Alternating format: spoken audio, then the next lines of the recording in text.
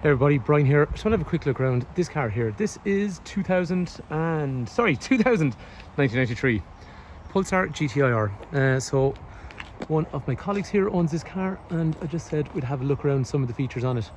I started driving like in the late 90s, early 00s, and like Mitsubishi Evos and Impreza turbos and all that kind of stuff were pretty common. Even back then, this car was pretty seldom. And it's even more seldom now. There was like a GTi-RA version, and then there was a GTi-RB. So this one being an A, the Bs were very much stripped out for rallying and stuff like that.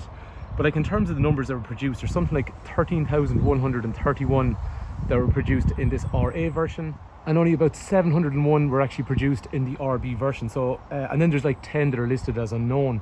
So that's like somewhere under 14, it's about 13,842 of these cars ever produced. Now there were some Sunnies as well, but the Sunnies are super rare. So there was like 771 Sunny GTi-RAs made.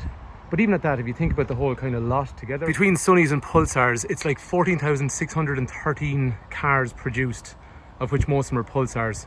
So even back then, that's when they were made. That makes it super rare. The owner of the car was considering selling it soon. I don't know, like this car is going to be forever sort of unusual. And like, if you go to a meet, or if you go, you know, just even using the car, it's a car that'll probably turn heads for anyone that's into cars, because it's so rare they'll have ever had a chance to even see one up close. The big things of these cars, obviously the wing, which was actually aerodynamic, so that was there for a reason, but it made them really distinctive. I remember years ago when I didn't know much about them, you'd always know a GTi-RA if it had that kind of a wing on the back.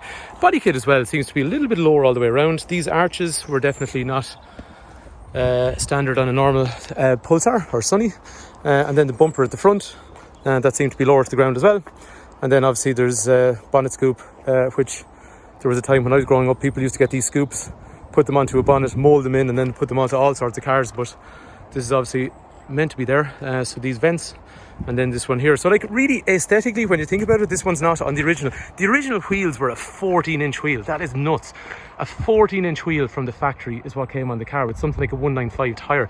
Like that wheel is absolutely tiny. But obviously they're upgraded since.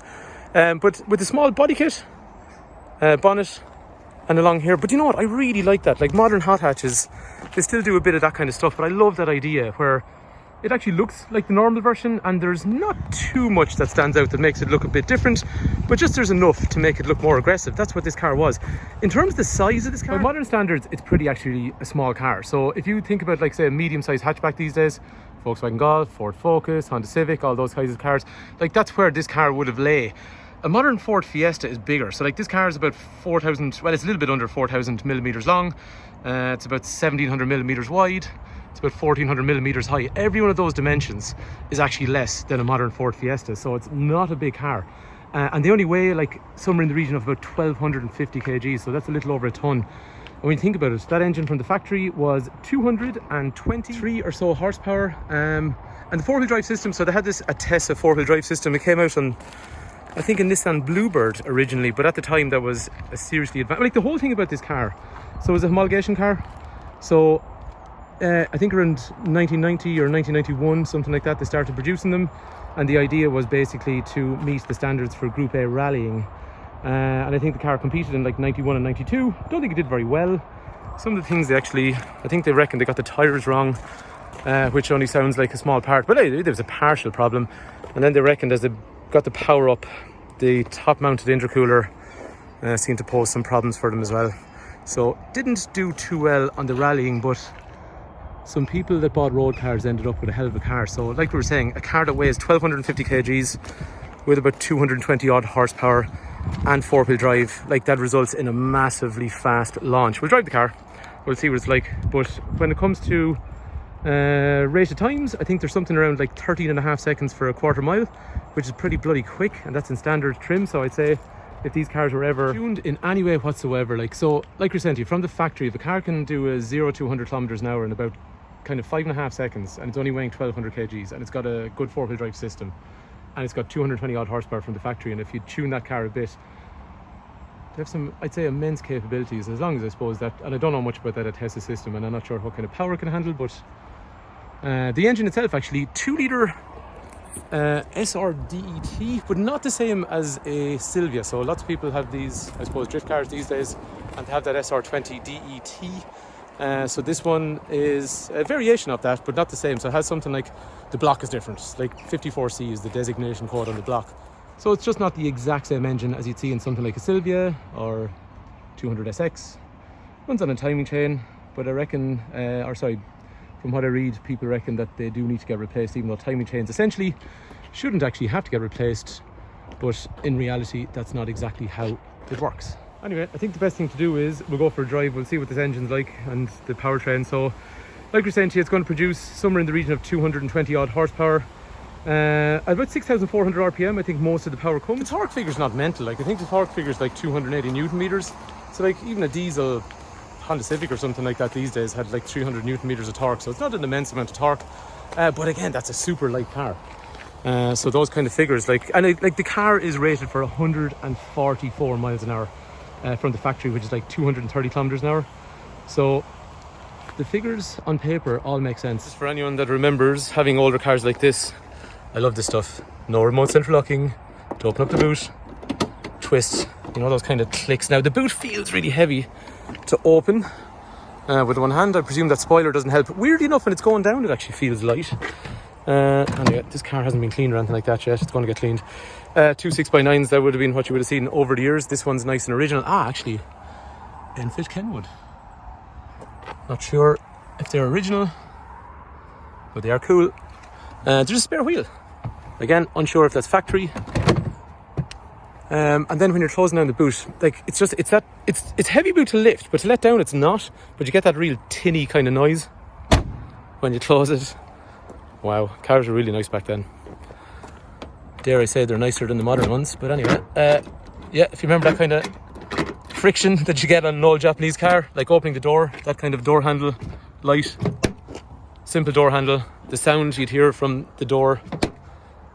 Oh yeah, that's the way cars used to be. If you remember your friends picking you up in a 3-door car, I definitely do. It wasn't fun getting in the back. But 3-door cars, actually, how many 3-door cars do you see anymore? Very few. That interior I think is standard from what I see in pictures on the internet. And then, I'm not sure, like I've just seen a few pictures of these with these kind of, is it bride or brid or whatever they call it, mats. I don't know if that's standard. Or sorry, not standard, but I doubt it's standard to a GTi-RA, but I've just seen a lot of people using them. Do you remember this? You could adjust the front part of the seat, you could adjust the back part. That'll be so there's so many modern cars that don't have that ability anymore, just to adjust that up. It makes such a difference for so many people. So many people find that really uncomfortable. This obviously reclines the back part, but slowly for exactly where you want to set it. Over through here then, there's some hot version, which would have been the best motoring video series, and then Up Garage, I presume, is a tuning shop in Japan. Electrics for, so remember these kind of trolls on Nissans, auto, central locking. Yeah. This is where you'd slot your phone. Actually, years ago when it came out, you wouldn't even have a phone. That's just for grabbing the door handle, but over time, old Nokias and stuff, they used to sit in there. Coins. Speaking of coins, really rare, you don't see it in cars anymore. Coin holder. You know, these switches along here, left mirror, right mirrors, and folding retractable mirrors, which even on modern cars, some cars don't have it. That steering wheel goes up and down, but it does not go in and out, which a lot of modern cars do now. In here, it has the world's tiniest armrest with some storage, straightforward handbrake, a little bit of stuff. You remember planting your stuff, like so many cars from the 90s, so many of them had these little same kind of coin holders and cubby holes and all that kind of stuff. This gear gator is like every Nissan I've ever seen from the 90s, even the way the gear stick is. The gear stick is vague to engage, and I'd say that about every Nissan that I've ever driven, but I'm not experienced in Nissans, and I stand to be corrected. To start the car, remember this actually, on Nissans you start the car, but if you want to take the key out you can't until you push. So to make it nice and awkward, taking the key out, that was the way they were. And then no airbags, no airbag. I think from what I read, this car should have ABS, but I'm not sure if this actual car has. There's the Japanese flare. There is some storage. Actually, that's not a bad glove box, even by modern standards. That's a decent sized glove box. This is where you would place stuff. So when you have an accident, whatever was there would be part of your Ford afterwards. But that's the way it used to be. Boost pressure, oil temperature, oil pressure. So 3 gauges along there, I presume they're standard from what I see. Everyone I've seen pictures online seem to have them. Starting up the car, we get a beeping sound, Japanese typical thing to tell you the key's in the ignition, even though I know that because I put it there. It feels really, what's the word I'm looking for? When you start that, it just feels really heavy the way it turns over. In a good way. You know you're in something powerful, like it doesn't feel like a light engine. Gauges, buttons, remember this. Why can't cars have stuff like this anymore? This is so simple. How much air do I want? Air conditioning on or off? Like so many Japanese cars, Mitsubishi, Honda, Nissan, you could have been in any of them and it would have had the same kind of setup. Anyway, we'll go for a drive. So that actually comes out, it's pronounced to make it easier for you to put it on. The safety belt is slightly stiff. You'd expect that on a slightly older car. So I'd like this seat to be a little bit more further forward. In terms of how you sit, actually, to be fair, it's not what I would have thought. It's kind of comfortable, and that's probably not what I would have expected. This car feels comfortable. This car is a racing clutch. Horrible to use at slow speeds. I'm sure it's brilliant on a track or something like that. But it's really short in terms of the bite, and it's also it's either on or off. This car feels really heavy and noisy, but in a good way. You feel like you're in something really sporty. By the way, I sound like I'm being really horrible about the clutch. It's just, I'm so used to driving comfortable, modern, straightforward cars. I've nearly lost touch with a lot of this stuff from years ago, so having a stiff suspension and all that kind of stuff years ago wouldn't have bothered me. But basically that's where, at a time you would have gone to bed at like 7 o'clock in the morning on a Sunday. Anyway, I'm not going to go totally nuts here. It's not my car, and run a public road. So we'll just drive it on and get a sensation for what it's like. Mark was telling me that the engine's been rebuilt on the car. There is a bit of a boost leak at the moment, so we will get a bit of a noise when we drive it on, but it's safe to drive. He's had some fast, normally aspirated cars, and he's had some turbocharged cars. So his last car was a Renault 5 Turbo, and that had a bigger turbo than what's on this. And he felt like it felt quicker, even though it wasn't. It just gave a better sensation of a larger amount of power, whereas this one he didn't feel it to be quite as powerful, but in a very different way. And I think probably the turbo is probably a little bit smaller on this car, and you have to respect the fact that a normal modern car in a turbo diesel, like a lot of us drive, they produce a lot of torque. But if you compare this car to 30 years ago when it came out, most people were driving 1.3, 1.4 normal cars. This thing would whop them. So when you drive it on first into second,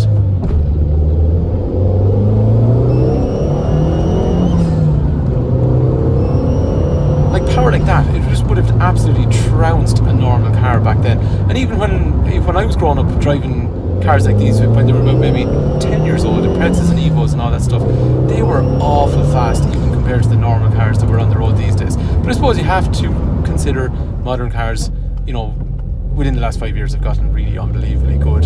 So some of these older cars, they might not seem as exciting as they did back then, and as you get older things like that change, but hey, it actually doesn't matter because it sounds lovely, it's cool. The interior, do you know what, the more I looked around this car and the more I drove it, this is a really authentic, straightforward example. Like nice standard steering wheel, nice standard gear knob and gear gauger, and looking around all the trims on the inside of the car, this is a really genuine car that's actually survived for this length of time without being modified. And to be fair, actually, the more I've driven this car, the more I drive it, it starts to feel a lot faster. Maybe I'm settling into it a bit more, but there's a good amount of power when you put your foot down. You really have to think about it. It's so light. You're not getting this massive sensation of torque, but the car is so light. It's actually, momentum it propels itself along quite quickly, so it does. But you can actually kind of cruise in the car as well. So especially a car like this, it is technically now a vintage car, so you're not going to be absolutely killing the car all day every day. A couple of little blasts every now and then, get the enjoyment out of it, get a smile on your face, but most of the time you're going to be cruising, and it's actually well able to do it. There's not a lot of noise. The cabin is actually reasonably quiet, I have to say, and the exhaust drone is actually pretty much non-existent on this car. So it becomes just very much a normal car when you're not driving the crap out of it. Another thing Mark did say, this is a Japanese car and it starts every time you want it to start, whereas some of the other cars he had, like Renaults and things like that, they all had quirks. They were slightly awkward in the ownership kind of pattern. You know, they'd be okay, but you had to kind of coax them along, whereas this thing, get into it, starts every time, drives every time, doesn't ever let them down, and that's what you want in a modern classic, something that's reliable. A couple of observations after that. I was probably really mean about the clutch, but at these kind of speeds it is difficult, I'm not going to lie to you. Anyway, so the clutch, when you're driving it, actually it's really harsh when you're maneuvering at slow speeds, really harsh in terms of on and off, but like that's just probably a high performance clutch and pure lack of familiarity on my behalf. But it's cool. A couple of observations for me. The clutch is way better when it's moving. And the other thing is, it's not as noisy as I would have thought. So when you're driving the car, there is an exhaust system on it, but it doesn't really drone. Surprisingly enough, it actually does not drone. So you could cruise quite easily, and I wasn't at all conscious of the exhaust note on the back in any way whatsoever. Most of the noise is actually from induction, or you could hear the turbo and the dump valve. In terms of how it drove, it's actually quite surprisingly comfortable. And I suppose you kind of underestimate even an old car that's what, 93. This car is pretty much 30 years old. Compared to a modern car, things haven't really changed that much. It could still drive me from Belfast to Cork quite comfortably, and I'd have no problem. Other than that, very, very cool. And I'd say probably for anyone that owns one or is thinking about buying one, I think it's a real keeper. I think these are super rare. I can't ever see them depreciating massively unless we have some sort of absolutely gigantic financial crisis and people have to run to the hills and they're not able to spend any money, or they need to free up money. But I think if you're sitting on one, I would stay sitting on one, because I don't see how they can possibly depreciate because they're so rare. Anyway, hopefully that video was useful to somebody. If you'd like to see more of stuff like that, let me know in the comment section. If you think it was useful, please do like the video and subscribe if you think it's something you might like to see a bit more. Anyway, just before I finish up, a few other details. There's some HK stickers on this one. I presume the mud flaps, they are Nissan mud flaps. So they say Nissan. There's a bit of a waft of fuel. Not bad though, not like a really super running rich. One thing I noticed on these as well, these are really thin. So the stalks, obviously as a Japanese car, right hand side for indicators and lights, they're really thin compared to modern ones. Just looking to see if there's any other cool features on the car. Obviously the rear badges with a big R on the end of it. There's some Japanese stickers, so obviously I have no idea what that says. I would have thought these would have been actually some sort of aluminium, but from the factory they're not. The car doesn't appear to have a radio, so I presume that was a factory option of some sort, whether you wanted a radio or not. Actually, anyone that's just curious about the chassis numbers on these cars, chassis numbers on these cars are in here. But if you see the start of the chassis numbers, they start off EBYNRV. NRV is a GTi-RA, and if it has NRR in that section of the chassis, that means it is a GTi-RB, which would have been super rare and used for rallying. But obviously this one was the road going luxury edition, for want of a better phrase. Just trying to detail any other stuff because this is an old Japanese car and people like that kind of stuff. Anyway, if you think the video is useful, just let me know in the comment section, or like and subscribe would be cool. But let me know in the comment section if you want to see more stuff like that. I'll try and dig out more information on cars. Brian's my name. Sorry, 2 other stickers on the back. I have no idea I can't remember how to pronounce that. Not that I can't remember, I never knew how to pronounce it. So it's Tome or Tomiai or whatever it is. Engine specialist. Anyway, if you think that's useful, let me know. Thanks for watching.